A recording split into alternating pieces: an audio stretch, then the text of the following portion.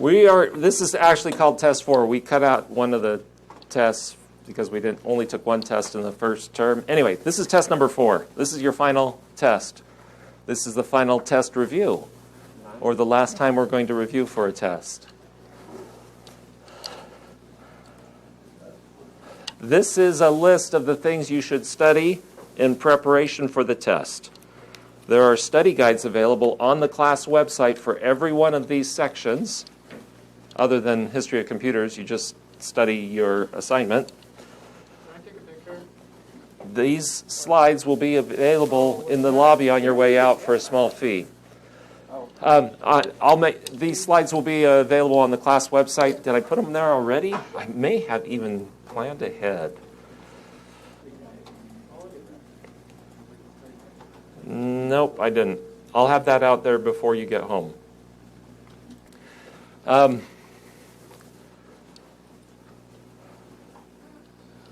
Any questions on what these are? This is the whole test review right here. No, it's not. All right.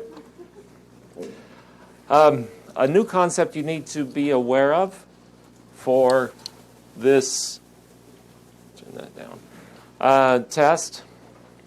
You see in the middle there, well, not quite the middle, the second line, string, array, list. What is this doing?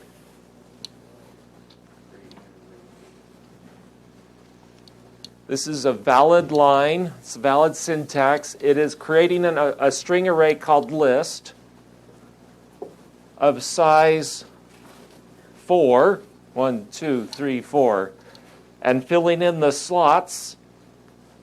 Slot 0 is ant, slot 1 is bee, slot 2 is cat, slot 3 is dog.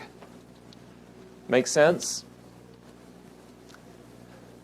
And so now let's kind of walk through this. I have these beautiful new markers, thank you. Yep, they're great. So remember what list length does? List is our array, and this is saying, give me the length of the array, which is 4. So this is just a shortcut to saying this is 4. So it says output is a string that starts with a square bracket. We're going to plus equals, that means we're concatenating to the end of the string a space and then the number 4. That's what this line does, output plus equals space plus list.length. Now we're starting a for loop. We're creating an integer called I. We're initializing it to list length minus 1. So that's 3. I'm just going to put a 3 right there. So I starts out as a value of 3. And we say, hey, is I greater than 0? Yeah, 3 is greater than 0. So yes, we're going to come in. And we're going to concatenate to the end of output another space. I'm putting underscores to represent space. And whatever's in list slot I. I is 3, so list slot I is dog. 0, 1, so 0, 1, 2, 3, those are the slots. So list slot 3 is dog, so we put the string dog concatenated on the end there. Make sense so far? We finished our for loop. We come back up here. I minus minus, that means we take 1 away from I. It makes it 2. We ask, is I greater than 0? 2 is greater than 0. Output a space and list slot I. So a space and list slot I is 2, or I is 2, so slot 2 is cat. We finished our for loop, we come back up, we take 1 away, it goes to 1. I is now 1. Is 1 greater than 0? It is. Add a space, and now we're going to do list slot 1, which is B. We come back up again, we take 1 away from I, it is now 0. Is 0 greater than 0? No.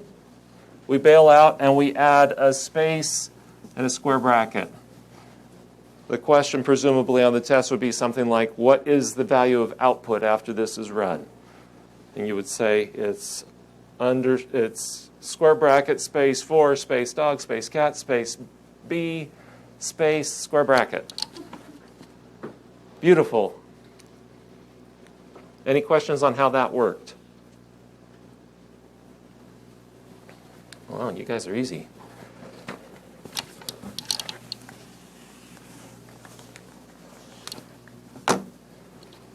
Let's go to the next one. Another looping, another situation where we're going to start with output as equal to a square bracket. I starts out at 0. We say if I is less than 5, it is. 0 is less than 5. We're going to come in here, increment I. So I is changed to a 1. Output equals output plus a space. And whatever the value of I is, it's 1. We come back up because it's a while loop. We say if I is less than 5, it is. Increment it. It's now a 2. Add space and then 2. Come back up here. 2 is less than 5. Increment it. It is now 3. Output space 3. I is less than 5. Incremented. It's now 4. Output the space in the 4. Come up here. I is less than 5. Correct. Increment it to be a 5. Output the space in a 5. Come back up here. 5 is not less than 5. Bail out. Add the square bracket on the end. That would be the answer to that question. A lot of points on this test, if you want a copy of the test. A lot of points on this test. Give you an idea of how many points are based on loops and arrays. 20 points. So you'll want to spend some time on that. Any questions on how this functioned? This is no arrays, just a basic loop. You're okay?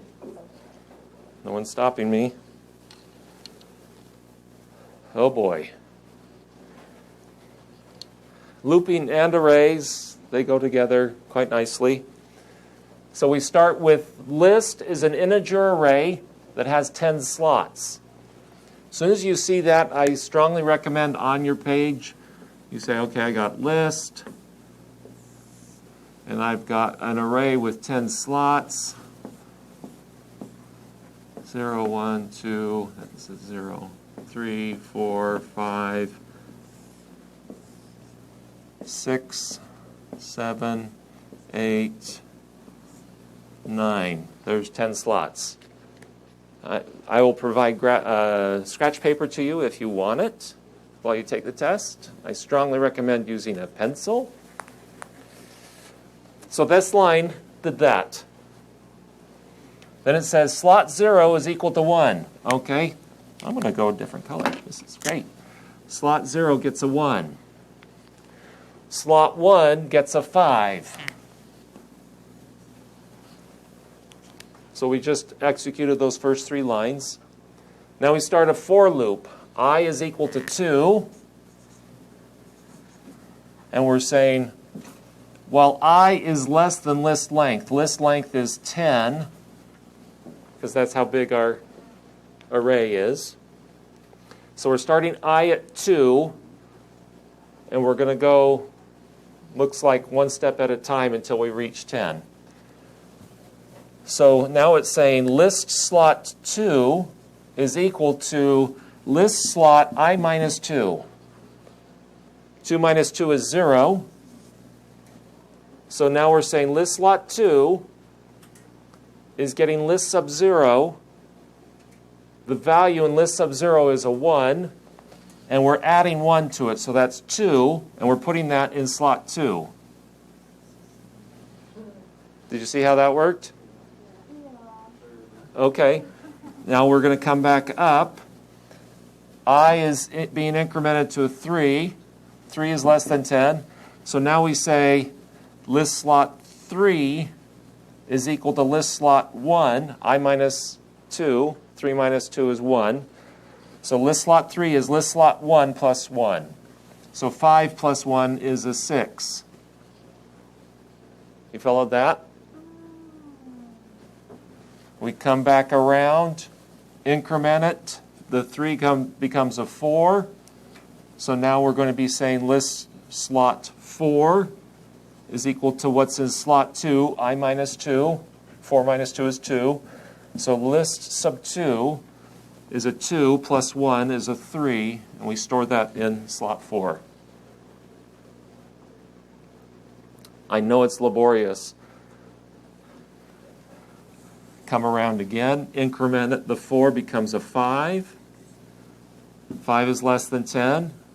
So slot 5 gets what's in slot 3 plus 1. Slot 3 is a 6 plus 1 is 7. Gets stored there. I strongly recommend that on the test you might fall into a trap. I'm telling you what the trap is right now. Your eyes will tell you, I see a pattern. Mr. Brooks can't fool me. And you're going to just try to fill in the rest of the array with what you think it is. And you're just going to guess, saying, oh, no, it just goes 4, 5, 6 after this, right? Don't fall for that trap. Work it through every single one. I'm going to stop here on this one, but work it through every single one. Go through every single round of the loop, filling in the slots of what's there or what's being printed out or concatenated to be printed out. That will make a difference of 20 points on your test. If you follow it through to the end, you'll get it right. If you don't follow it through to the end, you're going to get it wrong. Any questions on what this one's doing? Well, and then this one then does this, a new loop that's basically just saying, starting at 0, going through 10, incrementing by 1, and it's just going to output all the numbers. 1, 5, 2, 6, 3, 7. That's what this one's doing. Do you want me to walk through this one? No one? Okay.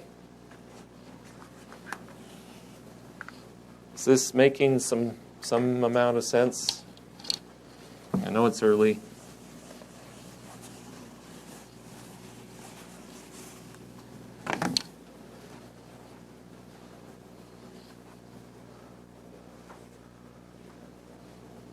For kicks, another loop.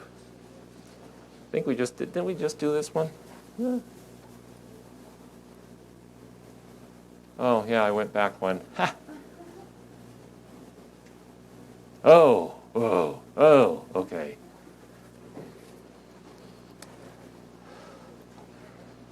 You look at this and you're going to go, ah! You're going to guess and just move on. Don't do that. You can do this. First line, it's creating an integer array, size 10, called list 1. So I got list 1. It has 0, 1, 2, 3, ... to 9 slots. I'm only going to go through the first few steps. Oh, drew that wrong.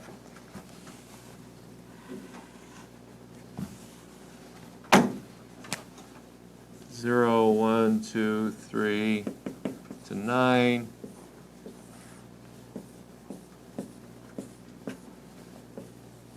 So these are the empty slots. Then it says, hey, I'm creating another one, same thing, only a different name. List 2, same thing, slots 0 through 9.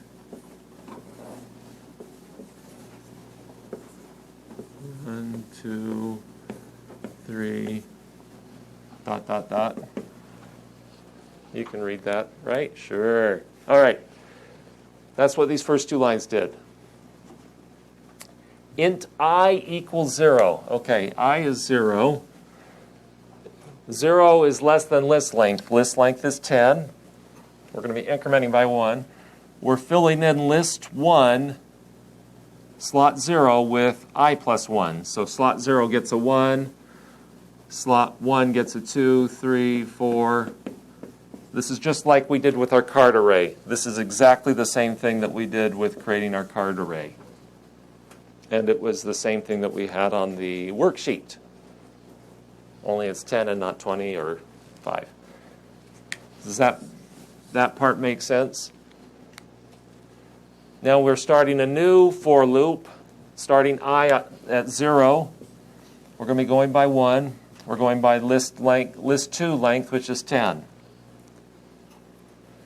And we're saying list 2 slot I, so in this case slot 0, is equal to what's list 1 slot I, which is 0, times I. So slot 0 is a 1, so it's 1 times 0. That's 0. So list 2 slot 0 gets a 0. We loop back around. I is now 1 because it incremented by 1. And now we say list slot 1 equals what's in list 2 slot 1 gets what's in list 1 slot 1 times I, which is 1. So in slot 1 is 2.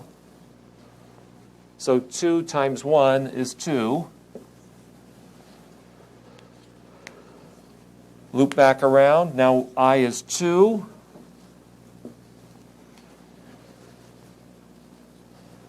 So list 1 slot 2 is a 3. 3 times 2 is 6, and that gets stored there. See how this is working? Let's do one more. Slot 3. I is now 3. 3 is still less than 10. So slot 3 gets what's in slot 3 from list 1 times 3. So slot 3 is a 4 times 3 gets a 12.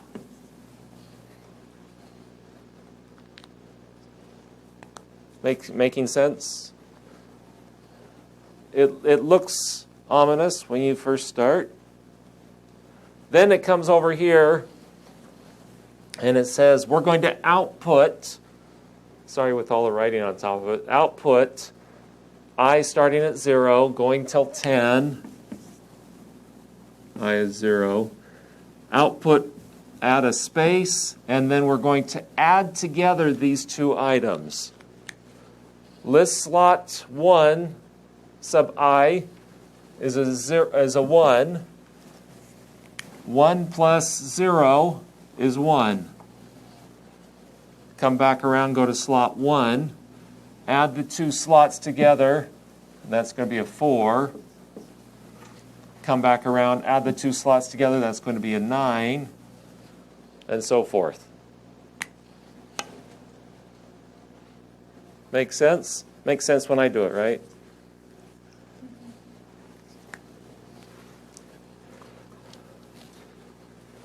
Any questions about this looping? Anon?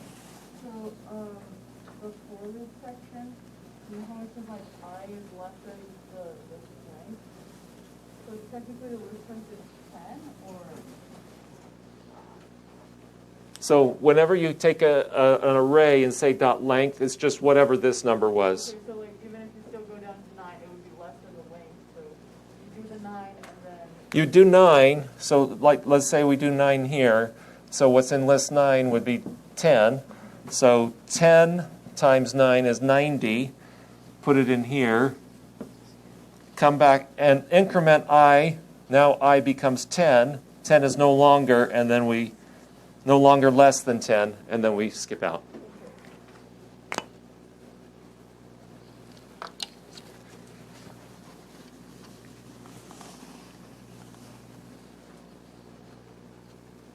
Any other questions?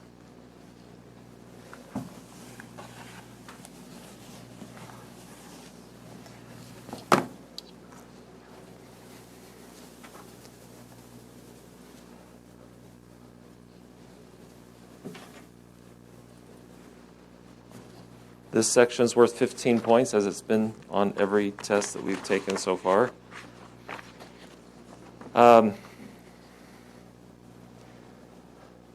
You should be getting used to these questions by now, right? This is the universe of all of our variables. My age is plus score plus cost. Anybody want to hazard a guess? What's the type of this expression? String. Huh? String. Because it's string concatenation. String is involved with the plus signs. That means it's string concatenation. So this is going to be a string. What's the answer? Caden? Is it my age is 107? My age is, he's saying my age is 107. So he took score, which is 10, and cost, which is 7. Wouldn't it be 17? Since it's concatenation, it doesn't have Did you listen to Caden? You might want to form a study group with Caden. He got it right. This is kind of a trick question, but it's not really a trick question.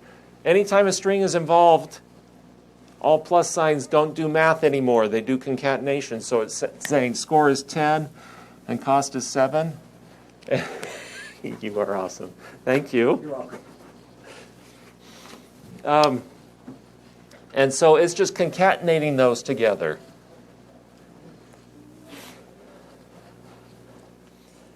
You will be tempted to say, my age is 17.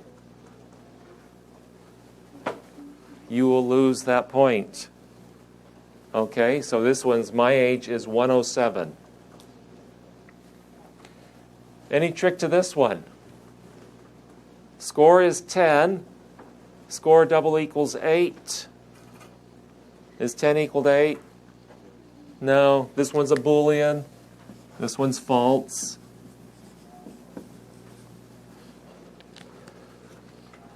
Seven divided by 3. I'm throwing all the trick ones at you this test. 3 evenly divides into 7 twice. Throw away whatever is left over. So this one is an integer, and it's 2. Answer greater than 15. Answer is 42. Is 42 greater than 15?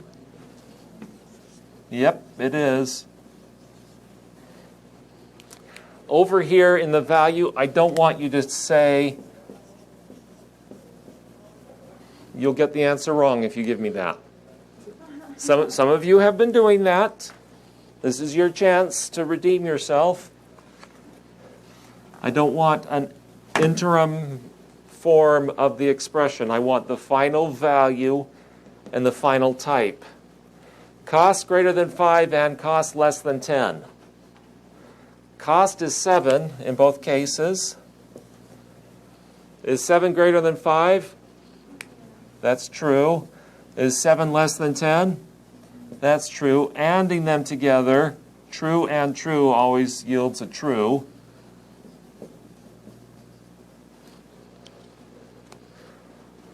Score equals to 4 or cost equals 7. Score equals to 4. Score is 10. Cost is 7. Is 10 equal to 4? No. Is cost equal to 7? True. Oring these together. Or means either of them or both of them need to be true in order for it to be true. Well, one of them's true, so I can just say it's a Boolean and it's true.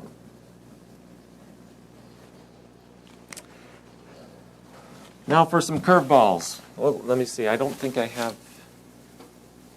I don't. Wow. Okay.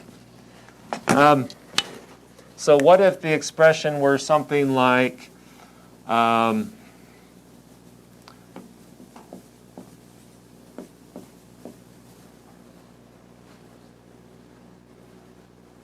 is that a valid expression? What is its type and what is its answer?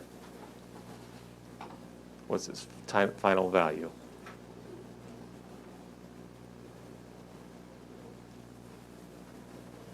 It's not too different than this one, but it is different nonetheless. Gavin? You want to put away your phone? Now you can answer this question. You got this. Is this a valid expression? Why not? It's not connected to an integer.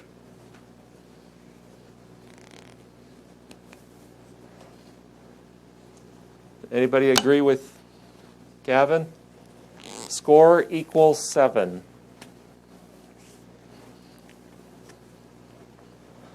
This is not a Boolean because it would have to be a comparison operator. This is the assignment operator. This is saying assign 7 to score. It doesn't fit the model for what we're doing here in expressions. This is not an expression in and of itself. What if I said, quote, my name is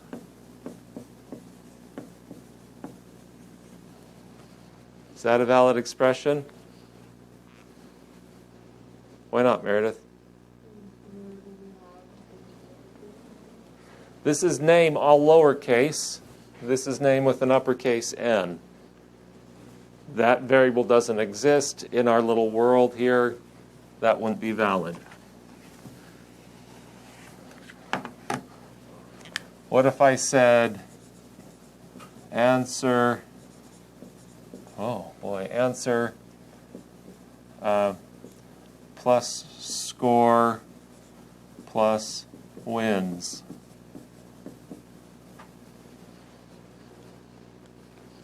Is it a valid expression? Well, answer is 42. Score is 10.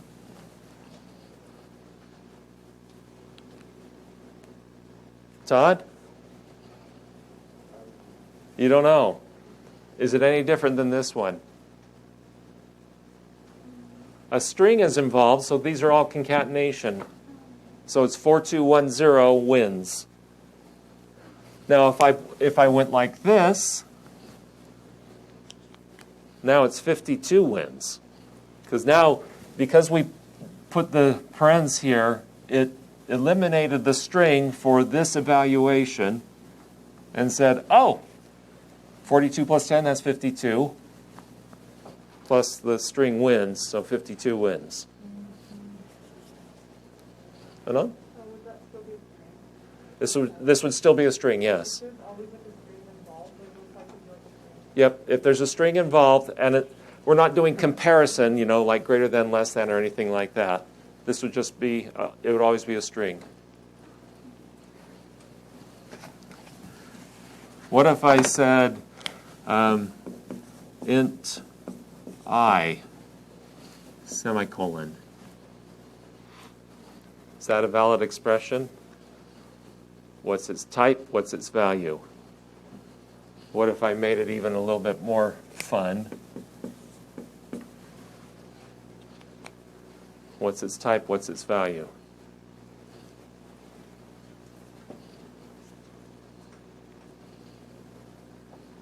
Samaya?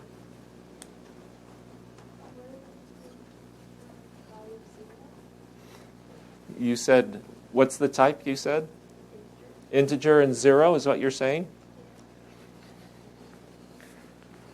Anybody agree with her? Anybody disagree with her? Everybody doesn't know? Okay, so int I equals 0. Samaya is going exactly down the road that I'm leading you down to destruction. Okay. Anytime you look at one of these, can you assign it? Can I encapsulate that in parens and assign it to some variable? What variable would that need to be that I am assigning it to? What type would that need to be? So she's saying, well, it would need to be a type of int, and v, or the value, would end up being 0. Well, that's not going to compute because this is declaring an integer. This is a valid statement, but it is not an expression in and of itself. Okay? That's been on pretty much every test so far. What other trick questions do I have? 1 plus 2 minus 3 times 4. This is all about order of operations, right? It's the PEMDAS thing. You do the multiplication division first. So this would be 12. So it would be 1 plus 2 minus 12.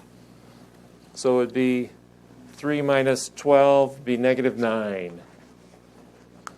A lot of you would say, okay, well, it's 1 plus 2, so that's 3. Minus 3 is 0 times 4 is 0. That would be wrong. See how that worked? What other curveballs do I throw at you?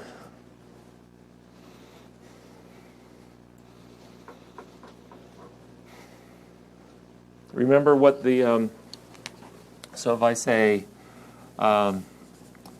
answer mod 2, is it a valid expression? What type, if it is, what type is it, and what is the value? Remember what the percent sign does? This is the modulus operator. Modulus operator says, do the division, give me the remainder. So 2 divides into answer 21 times, evenly, with the remainder of 0. So it's an integer, and it's a 0 value.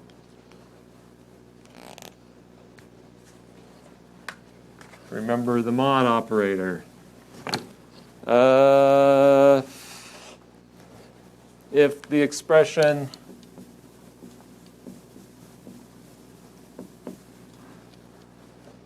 what type, what value, is that a valid expression?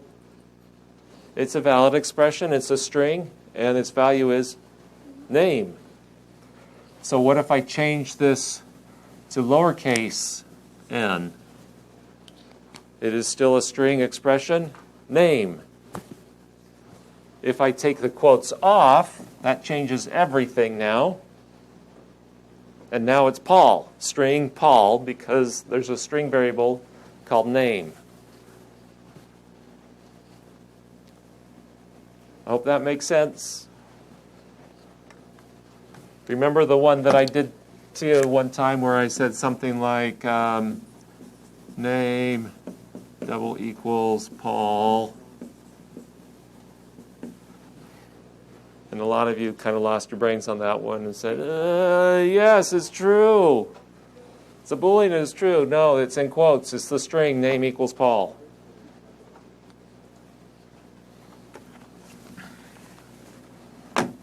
What else can I throw at you? A little overview of the test. There is one question worth 10 points that comes from the History of Computers assignment. You need to remember one of those. Remember when we recycled that last time because I didn't think we'd need it? Stinks to be you. There's 15 points about variable scope. Remember the scope. Review the scope stuff in the study guides. There's the if statements kind of thing. Remembering how the if statements work.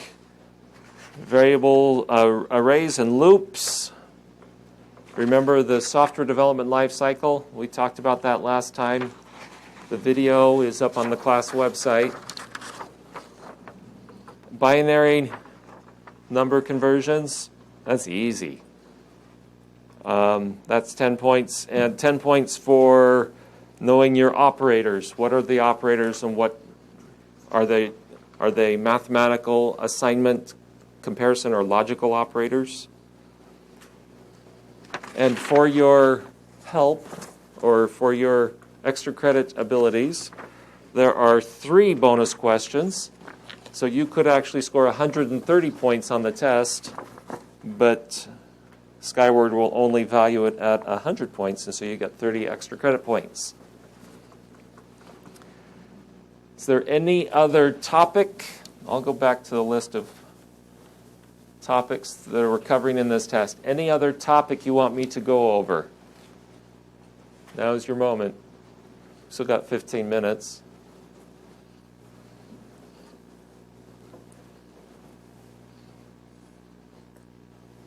Anyone? Let's do the life cycle. Ethan says, let's do the life cycle, software development life cycle.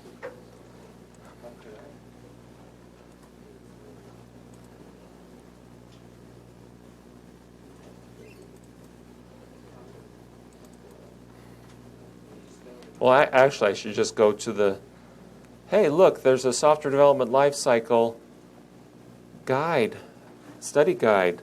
Look at that. And if you really want to have fun, you can go watch the video. I put the video out there. All right, software development life cycle. You're going to need to know these 5 and what order they appear in. And if you remember the radiator acronym, RA, requirements analysis, D, design, I, implementation, T, test, R, release.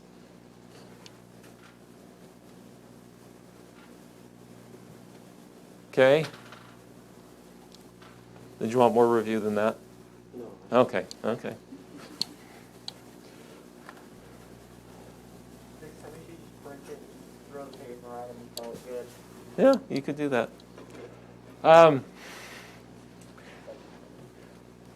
Any other topics you want me to cover?